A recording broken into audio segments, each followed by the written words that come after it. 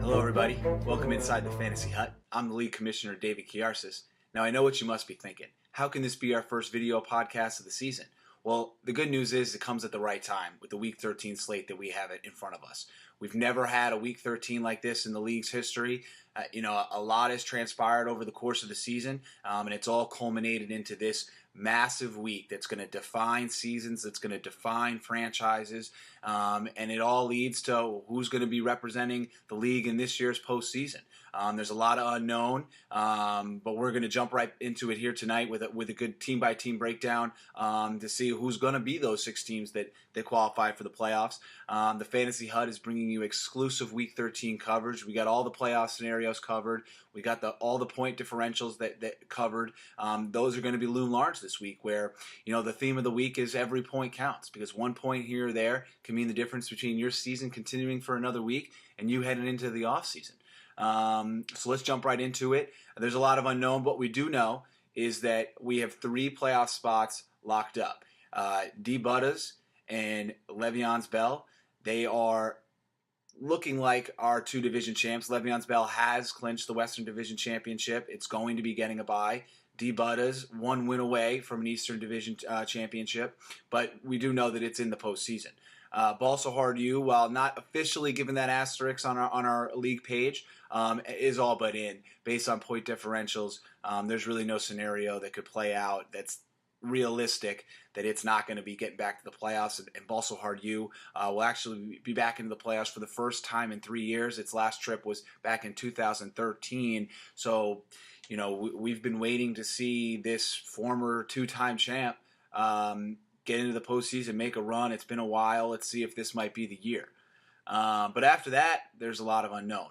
We have 5 teams currently sitting at 6-6 and only 3 spots up for grabs. And I think,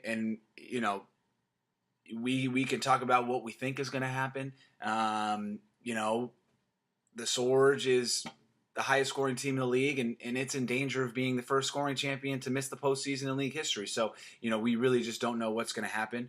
But that's actually where we're going to start. The Sorge and Mace's Aces, they actually met for the 2013 championship, and they're going to be meeting in a similar game this weekend. It is actually going to be our 6th win and you're in game. Our only matchup of our 2 6-6 teams, and actually for the first time in podcast history, we're going to bring our owners in. We're going to first dial in Mace's Aces owner Alex Mason, which I've been told that he wants to be referred to as, let me see, what is it again? It is I Support Liars and Cheats. That's the team name he's going with this week to mock his opponent a little bit. So let's get him on the line.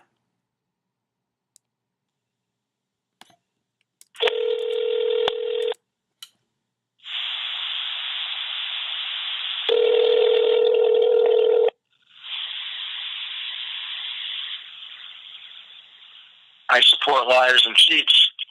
There he is. I Support Liars and Cheats owner Alex Mason. How are we doing tonight, Alex?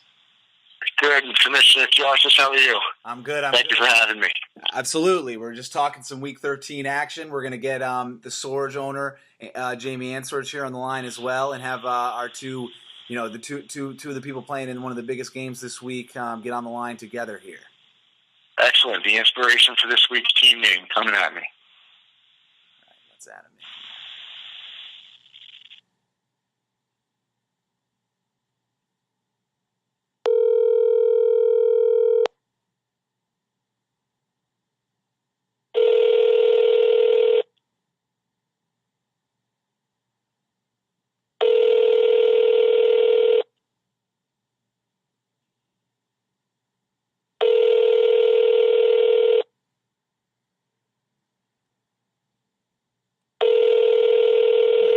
Start for the Sorge if he's not answering my call. Hi, you've reached Jamie Ansorge. I'm not available right now, but please. So I feel like you're already off to a good start here with your matchup, where the Sorge owner, Jamie Ansorge, didn't pick up the phone, even though I told him that that's what we were doing.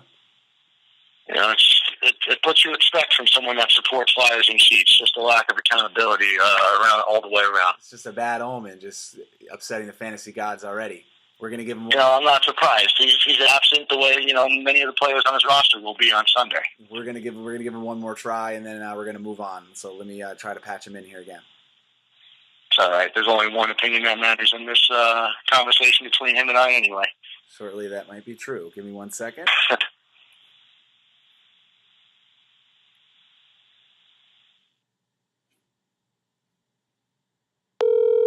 Sorry for the delay, folks. Waiting on Mr. Ansorge here.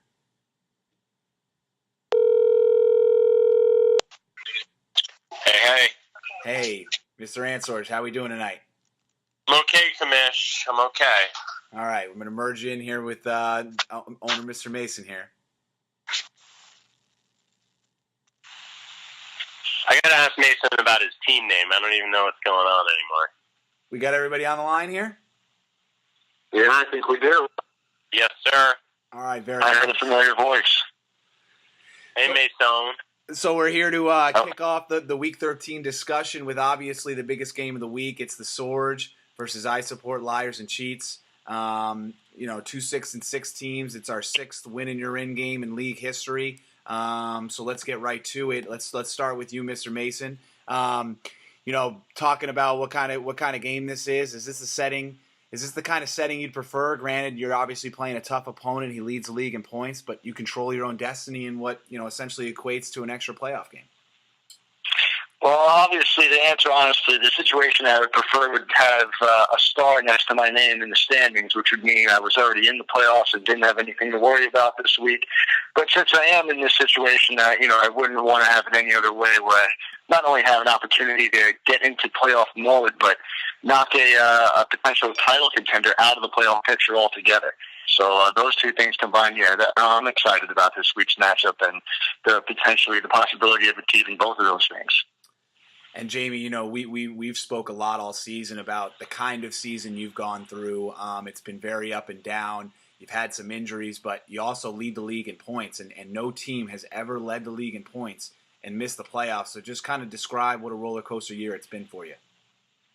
Yeah, I mean, we have kind of discussed it along the way. I came into the season expecting a big year, having gotten some good keepers, and then, quickly losing Keenan Allen and Sammy Watkins, quickly made me think it's going to be another lost year. But my squad has really played well, and, it's great putting up all these points, but it just seems like no matter how many points I put up, Comolli put up over 200 each time I played him. So, that's a testament to our rivalry, and it's been a roller coaster. But I wish I was in the playoffs, but I'm happy to play in this week, and I got a good matchup with Mason.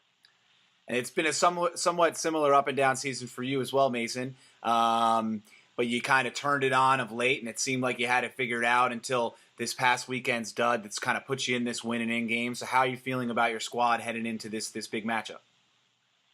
Well, I'm not going to lie. I felt better in other weeks. I'm losing my red-hot Marcus Mariota this week and his top wide receiver target. Obviously, I know the tight end on that team is his top target, but I have definitely felt better. I wouldn't say there's been too many ups this year.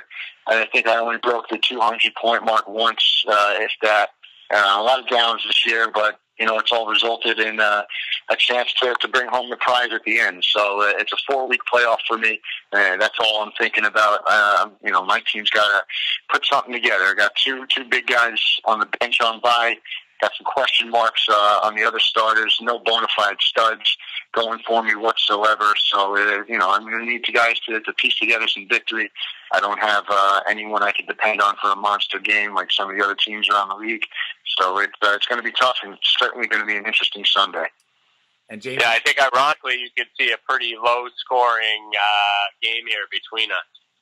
Yeah, I think I wouldn't be surprised. There's definitely some balance, I think, with both of you having two Titans on bye, so that certainly kind of levels out. Jamie, you mentioned Watkins returning from IR. He could be a difference maker this week and moving into the postseason if you're able to get there. What kind of boost do you expect him to provide, hopefully, for the next 2, 3, 4 weeks? Well, right now, I mean, it's funny. I dropped Watkins because I thought he was out for the year. And then, once I saw he might be coming back, I made the move to get rid of Keenan Allen and pick Watkins back up with the hope that he'd return. He's been back. He had a good week last week. I'm planning to flex both him and Ty Hill, who was an absolute monster last week. So I have a couple, between them and Beckham and Johnson, I have a couple potential game breakers. All you need is those, one or two guys to break off 30, 40 points to win the week. And I'm hoping that Watkins could be one of them in a shootout against the Raiders. And then Mason, you also mentioned having a bench Mariota this week, but you have a pretty good fill-in. Jamie's had to go to the wire for his tight end, which as of now we don't know who that choice is going to be because waivers haven't processed. But thoughts on what Cap can give you this week? He's been pretty good over the last couple of weeks. Yeah, this is one of the few good moves I made, probably along with picking up Robert Kelly with some foresight. I picked up Rob Kelly 40 weeks ago before he blew up, and Kaepernick, I picked him up, I believe I was playing RG3. He was in a tight spot with his quarterback situation. I picked him up merely as a defensive move to prevent him from starting against me. And also looking at that Week 13 matchup with the Sorge, knowing I would be without Marcus Mariota, checking out some matchups. This is about 4 weeks back now we're going, and this was the moment that I really picked him up for. So, hopefully he didn't blow his load too early last week with that monster performance, and he's got a little juice still left in the tank. And Jamie, you kind of talked a little bit about some of your important matchups this week. That fill-in tight end might be one of them. Just kind of general thoughts on what's the key to this week's big matchup. Yeah, I probably should have planned for that bye week better. I mean, I've had a couple other good tight ends on the roster over the season, but the fact of the matter is tight end seems to change from week to week. So, I'm confident that my fill-in, all I need is the 8 to 10 points from him and let my stars kind of do the damage. And look, Mason's a good owner. He's a perennial contender. He's had a couple guys underperform this year, like Landry and maybe Allen Robinson. I think it's going to be a close matchup. If I go out as the top scoring team, I think that would be pretty devastating. But if I do win this game, I think I've got a shot at the championship, and I will be disappointed with anything short of a championship. All right, guys. Well, we're certainly excited for the matchup. We thank you for joining Inside the Fantasy Hut, and good luck to both of you this weekend. All right. Thank you, Commissioner. Thanks, Mason. See you on Sunday, buddy. Thank you, Ansorge. Yep, I'll be there. Have a good week. All right, so that was good stuff from those two. Obviously, there's no love lost there, of course, and it's going to be a good one on the fantasy gridiron this weekend between those two. So then our other 3 6-6 teams are Comolli, 40s, soon to be champ. 40s is the one kind of reeling coming into this week. It's the only team riding a losing streak. It's lost 2 in a row. A couple of weeks ago, it looked like a lock to make the postseason. Looked like it could even compete for a second straight Western Division championship, but it finds itself now in this position where actually it has the tall task of trying to beat Le'Veon's Bell to get into the postseason. It's the only team that plays an above 500 team this week. So certainly a tall task for it. It's trying to avoid only its second missed postseason since 2010. So that kind of speaks to the level that 40s usually plays up to in these type of games. So I expect his roster to come to play this weekend, but certainly going to be a tough test for him. Soon to be champ, trying to become our only defending champ. Trying to avoid becoming the only defending champ to miss the postseason the following season after winning its title. It's kind of crawled back into the picture here with some ugly wins, but hey, ugly wins are wins in fantasy. It's 6-6, just like this other group, and it has a chance to beat one of its rivals, Balsahard U. It's going to need still a little bit of help because of its point differentials, but still a chance a very good chance to get into the postseason here. And then our last team is Comolli. Comolli's hit kind of a rough stretch in its franchise over the last couple of years. It went to the championship in 2010. I think it's been to the semifinals once since. Has missed the postseason the last. It was in the postseason 2 years ago. Missed last year with a down year. But it's back in position after its big Week 13 or Week 12 win, over the Swords, where it held off a Monday night rally. So we're actually going to bring Comolli owner Jamie Comolli into the show. We're going to talk to him a little bit about holding on in that game and what we're looking forward towards moving, hopefully into the playoffs for him.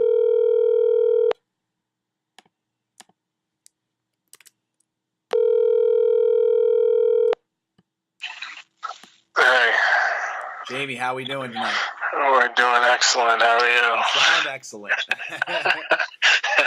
All right, so we just had Jamie Ansorge and Alex Mason on the show to talk about their big matchup.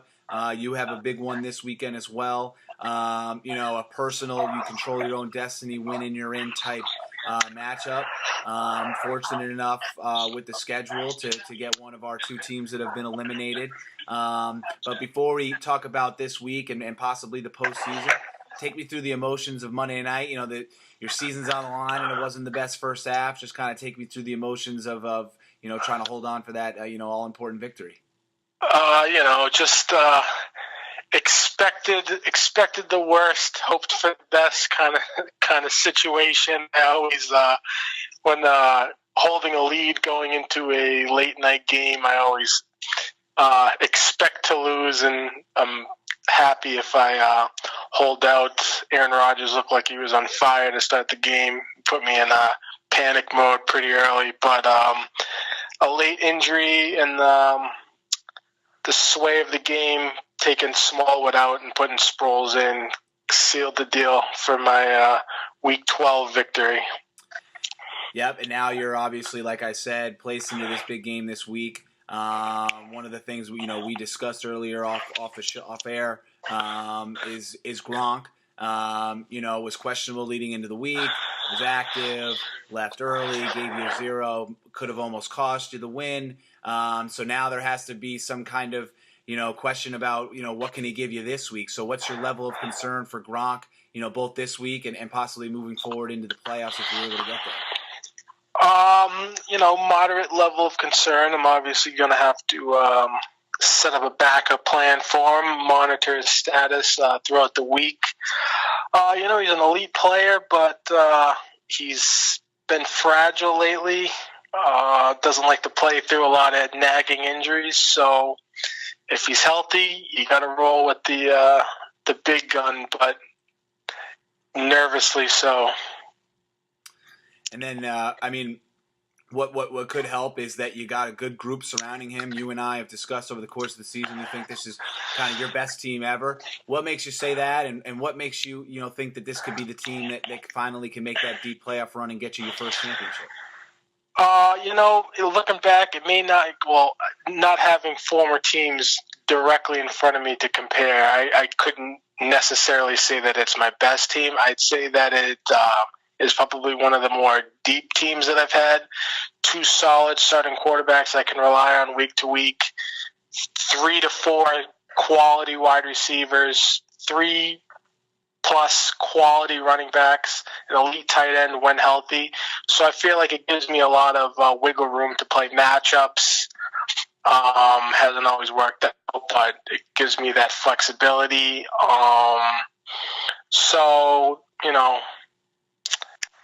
It's a team that, hopefully Marvin Jones picks it up again, but it's a team that with elite Antonio Brown, it gives me a lot of options week to week.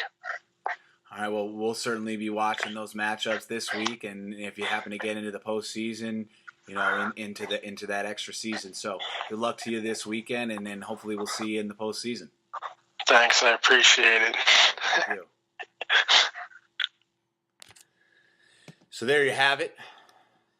Inside the Fantasy Hut first, bringing on league members for live interviews. We appreciate everybody coming out. We tried to get 40's owner Joe Malillo and soon-to-be champ owner Jason Levine on the phone. 40's, he works a crazy schedule, so he was in bed. His bedtime was like 3 hours ago. And, even though the Jets have decided not to work this season, Jason still has to work late anyway. So, we wish those two good luck. Again, it should be an exciting Week 13. I'm looking forward to it. If only Ball So Hard You had lost last week, which I'll greedily admit I was rooting for, so we could have 6 teams at 6-6. But we'll settle for 5, and then what should be an exciting weekend. It's gonna come down to the last point on Monday night. Every point counts, so make sure you're getting those catches, you're getting those extra yards, and touchdowns are probably going to loom large as they always do in fantasy football. So we'll see how it all shakes out, and we'll be back for the postseason. Thank you, everybody, for joining us, and good luck to all the owners in Week 13.